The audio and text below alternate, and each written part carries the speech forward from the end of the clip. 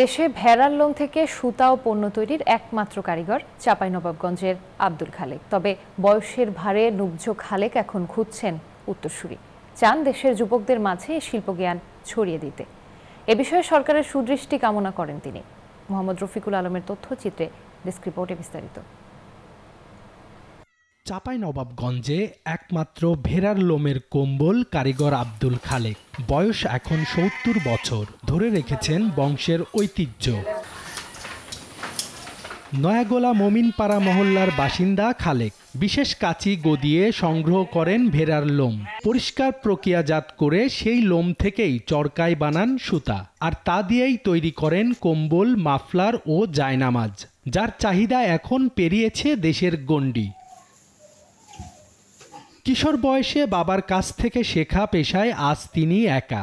এ ঐতিহ্য ধরে রাখতে কাজ শেখাতে চান তরুণদের, আর তাই সরকারি উদ্যোগ ও সহায়তা প্রয়োজন বলে মনে করছেন তিনি।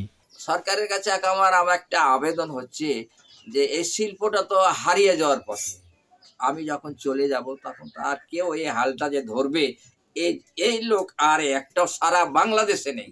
যদি আমাদের প্রতি একটু দয়া করে, আমার প্রতি একটু দয়া করে যদি এই শিল্পটাকে ট্রেনিং এর একটা ব্যবস্থা করতেন, তাহলে খুব উপকৃত হতো, বাংলাদেশও উপকৃত হতো, আমি খুব খুশি হতাম। স্থানীয়রাও মনে করেন আব্দুল খালেকের মৃত্যুর সাথে হারিয়ে যাবে এই শিল্প।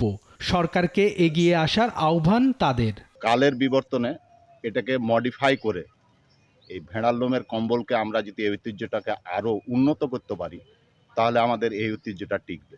আমরা আমাদের সম্মানিত প্রশাসক মহোদয়ের দৃষ্টি আকর্ষণ করে এটাই যেন প্রসারিত এবং বৃদ্ধি করে যায়। এই ঐতিহ্য ধরে রাখতে সার্বিক সহযোগিতার আশ্বাস দিলেন চেম্বার সভাপতি। এই ধারাকে অব্যাহত রাখার জন্য আমাদের বাজারজাতকরণ এবং তাকে আর্থিকভাবে ব্যাংক থেকে স্বল্প সুদে লোন দিয়ে সহায়তা করতে পারলেই আমরা মনে করি এই ভেড়ার লোমের কম্বলটি ঐতিহ্য ধরে রাখতে পারবে। সংশ্লিষ্টরা মনে করেন উপযুক্ত সহায়তা মিললে এই শিল্প শুধু ঐতিহ্যই বাঁচাবে না, তৈরি করবে নতুন কর্মসংস্থানের সুযোগ। Desk report, news 24।